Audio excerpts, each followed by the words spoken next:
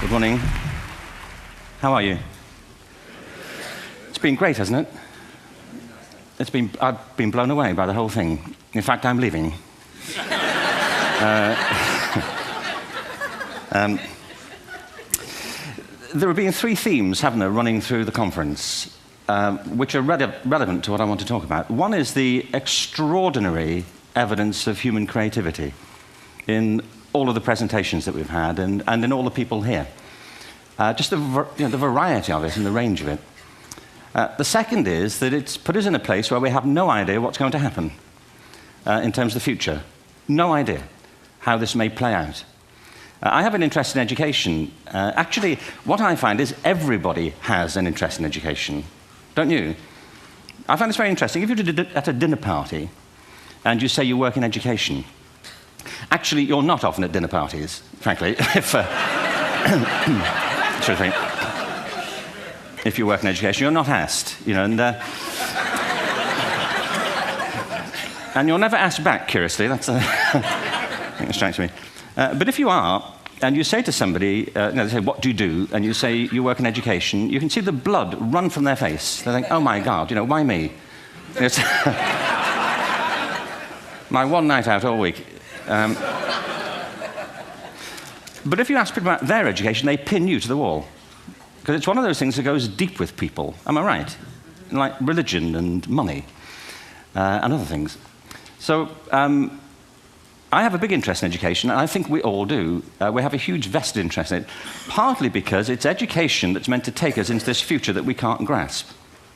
If you think of it, children starting school this year will be retiring in 2065.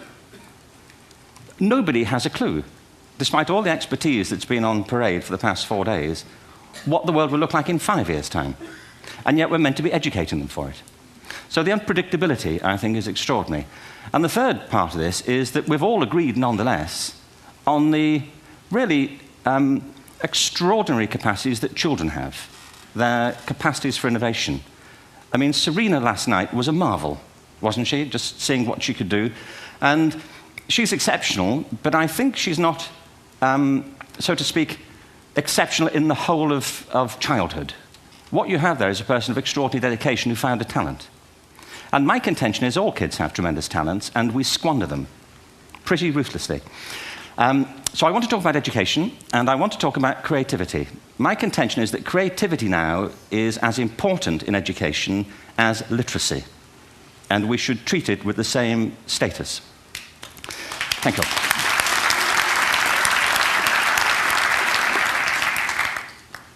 That was it, by the way. Thank you very much. So, 15 minutes left. Well, I was born... No, I had a great story recently, I love telling it, of a little girl who was in a drawing lesson. She was 6, and she was at the back drawing, and the teacher said, this little girl hardly ever paid attention. And in this drawing lesson, she did. And the teacher was fascinated. She went over to her, and she said, what are you drawing? And the girl said, I'm drawing a picture of God. And the teacher said, but nobody knows what God looks like. And the girl said, they will in a minute.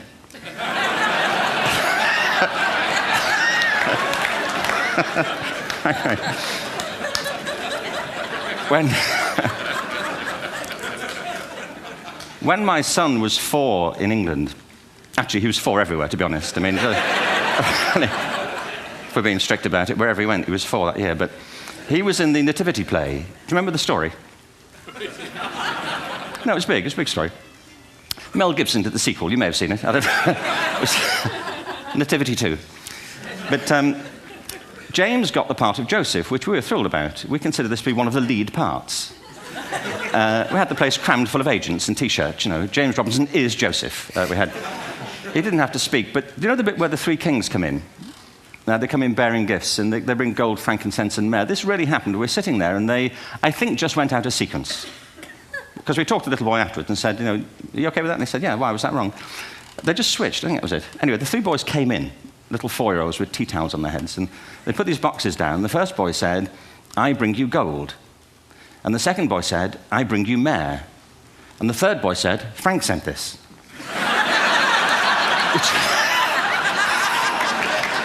That was great.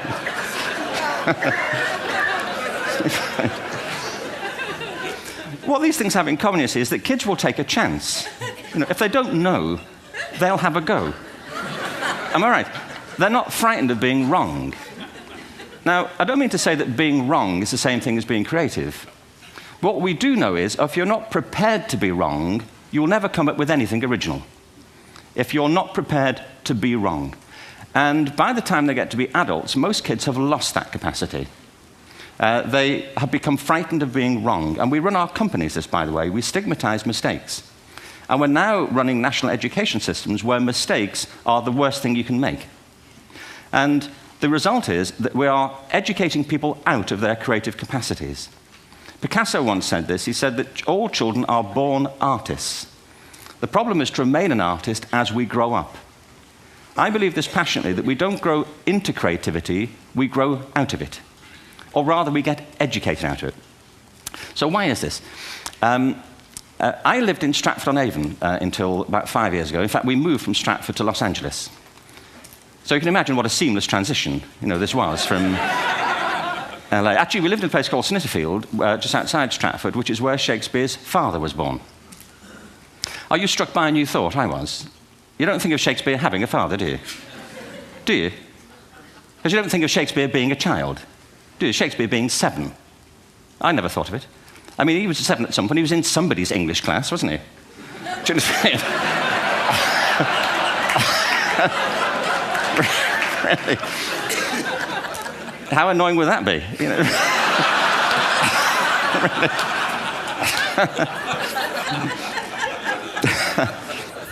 Must try harder. Being sent to bed by his dad to Shakespeare. Go to bed now, to William Shakespeare, and put the pencil down, and stop speaking like that. It's confusing everybody.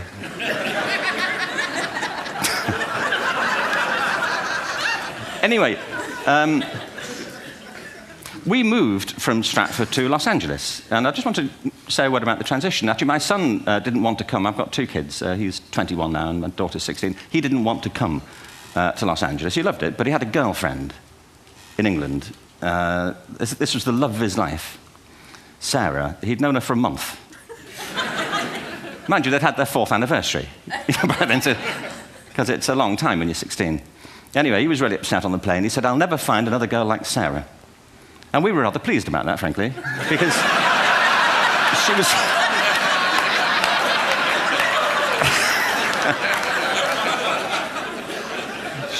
she was the main reason we were leaving the country.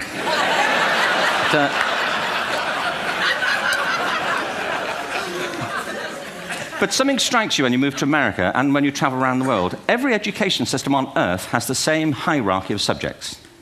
Everyone, doesn't matter where you go. You think it would be otherwise, but it isn't. At the top are mathematics and languages, then the humanities, and at the bottom are the arts, everywhere on Earth. And in pretty much every system, too, there's a hierarchy within the arts.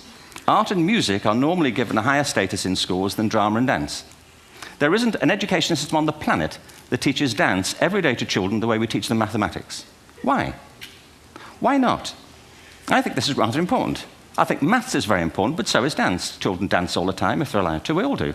We all have bodies, don't we? Did I miss a meeting? I think... Truthfully, what happens is, as children grow up, we start to educate them progressively from the waist up. And then we focus on their heads, and slightly to one side. If you were to visit education as an alien and say, what's it for, public education, I think you'd have to conclude, if you look at the output, who really succeeds by this? Who does everything they should? Who gets all the brownie points? Who are the winners? I think you'd have to conclude the whole purpose of public education throughout the world is to produce university professors. isn't it? They're the people who come out the top. And I used to be one. So there, you know. And I like university professors, but, you know, we shouldn't hold them up as the high watermark of all human achievement. They're just a form of life. You know, another form of life. But they're rather curious, and I say this out of affection for them. There's something curious about professors. In my experience, not all of them, but typically, they live in their heads. They live up there, and slightly to one side. They're disembodied, you know, in a kind of literal way. You know, they look upon their body as a form of transport for their heads. You know, it's... Don't they? It's a way of getting their head to meetings.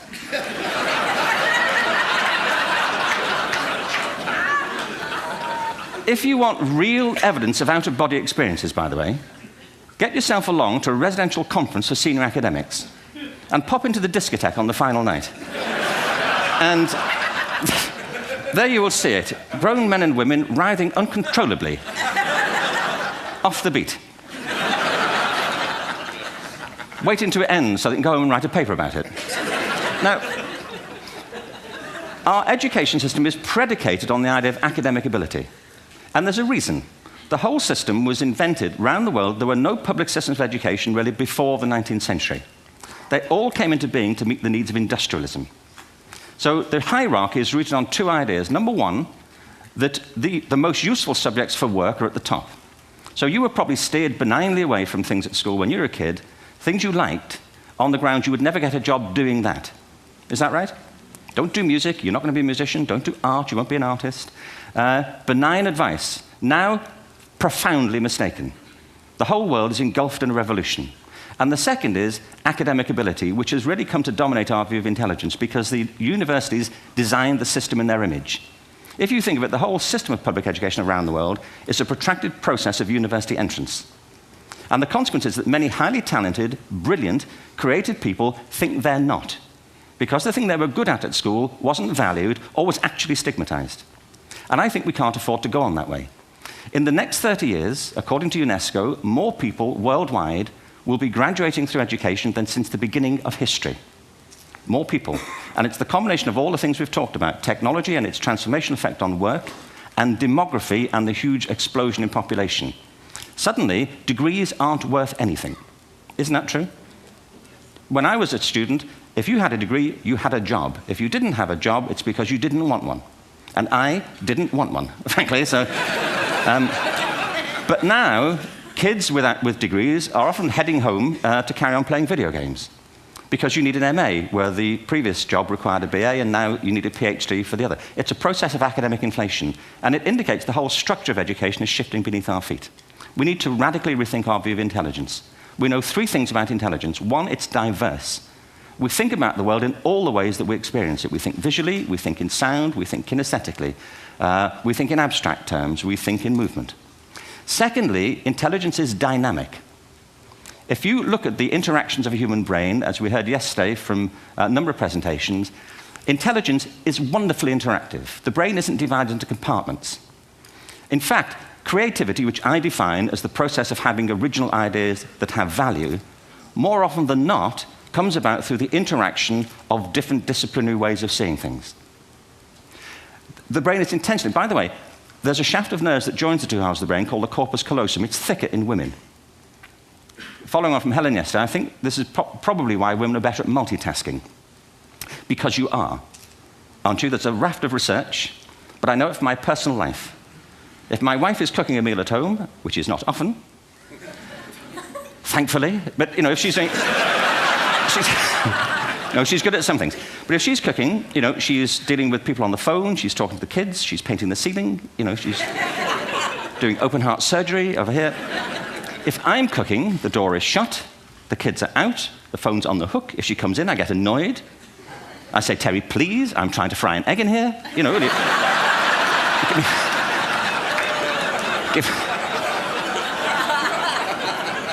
give me a break.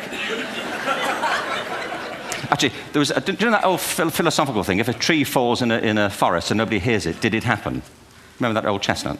I saw a great T-shirt, really, recently, which said, if a man speaks his mind in a forest and no woman hears him, is he still wrong?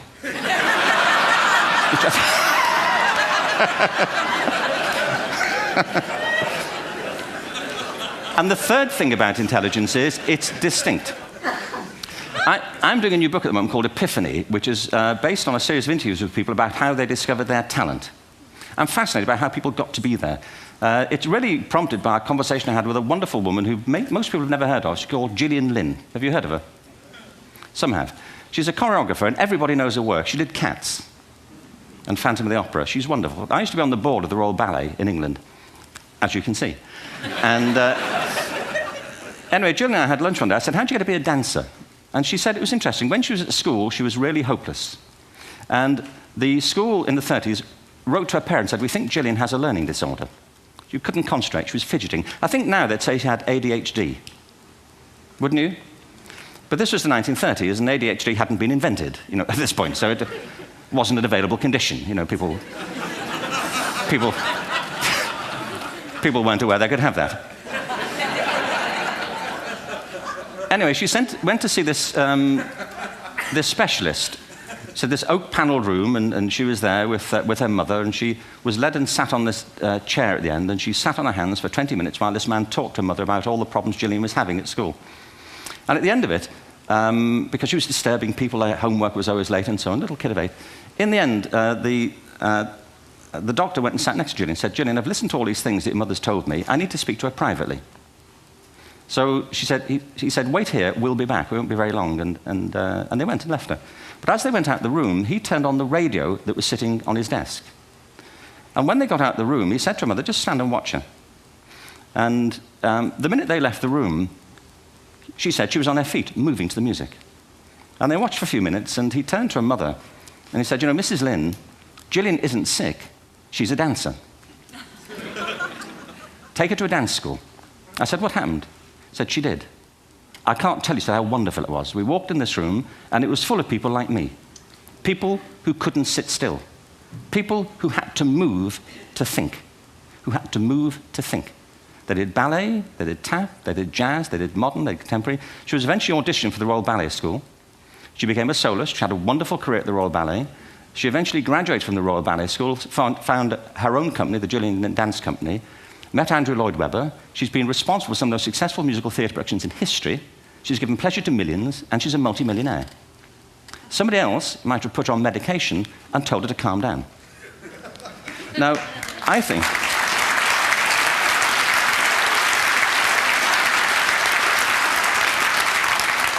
What I think it comes to is this. Al Gore spoke the other night about ecology and the revolution that was triggered by Rachel Carson. I believe our only hope for the future is to adopt a new conception of human ecology, one in which we start to reconstitute our conception of the richness of human capacity. Our education system has mined our minds in the way that we strip mine the earth for a particular commodity, and for the future, it won't serve us. We have to rethink the fundamental principles on which we're educating our children. There was a wonderful quote by Jonas Salk, who said, if all the insects were to disappear from the earth, within 50 years, all life on earth would end. If all human beings disappeared from the earth, within 50 years, all forms of life would flourish. And he's right. What TED celebrates is the gift of the human imagination. We have to be careful now that we use this gift wisely and that we avert some of the scenarios that we've talked about. And the only way we'll do it is by seeing our creative capacities for the richness they are and seeing our children for the hope that they are. And our task is to educate their whole being so they can face this future. By the way, we may not see this future, but they will. And our job is to help them make something of it. Thank you very much. Bravo. Here, here. Thanks.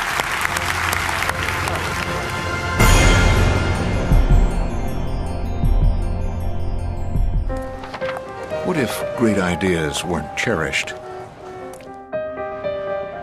What if they carried no importance? Or held no value?